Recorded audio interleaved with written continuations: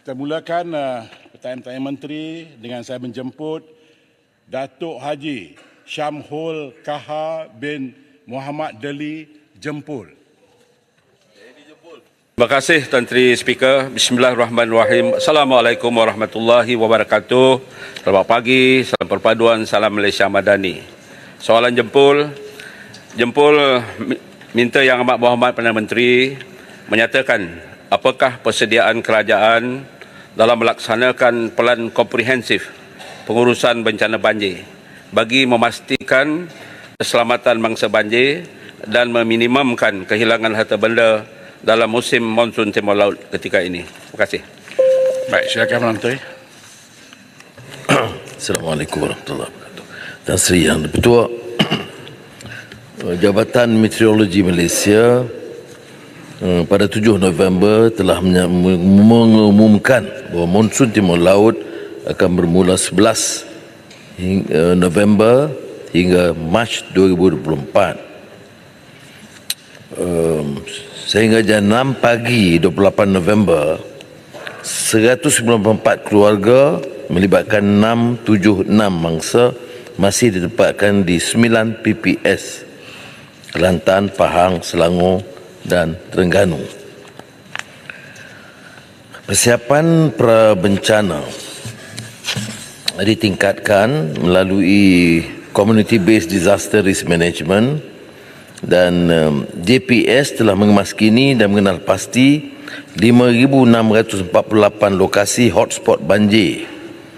Kerja-kerja penyelenggaraan telah dilakukan termasuk penyelenggaraan sungai, kolam takungan banjir dan infrastruktur, termasuk mengaktifkan bilik kawalan operasi, pusat ramalan dan amaran banjir yang beroperasi 24 jam.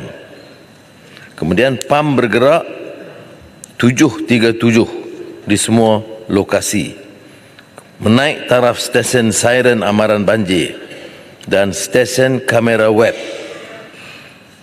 Kemudian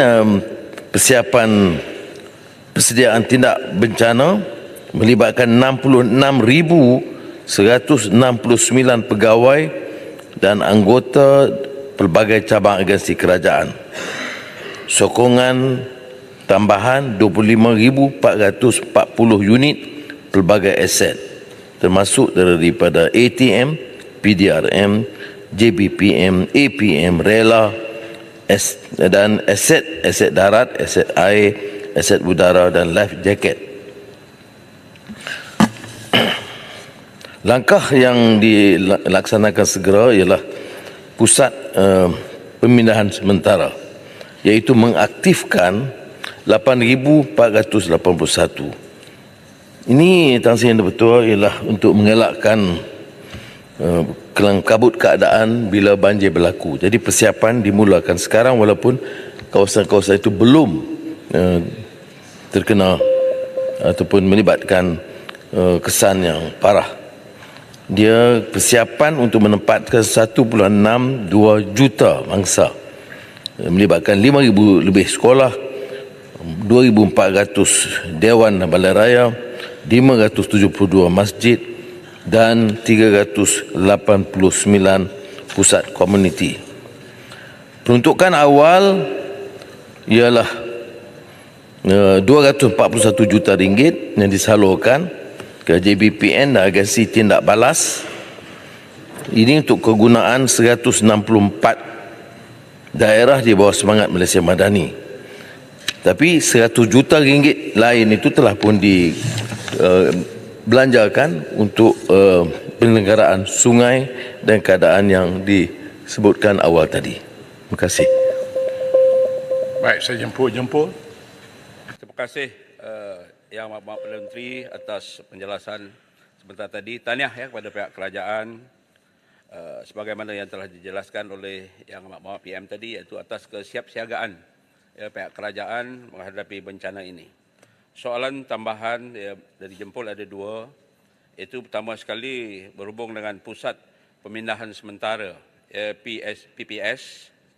Apakah tindakan pihak kerajaan untuk menaik taraf dan menambah baik yang kemudahan asas pusat pemindahan sementara PSS di seluruh negara, kerana kita dapati ada di antara pusat pemindahan sementara ini banyak kekurangan-kekurangan, ya. Dan yang kedua, apakah perancangan pihak kerajaan untuk mengukuhkan NADMA bagi memastikan pengurusan bencana negara berada di peringkat optimum? Terima kasih.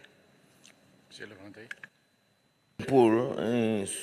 Soalan itu tepat kerana kalau kita hadapi banjir itu setiap tahun, tidak mensabah dijadikan hanya PPS.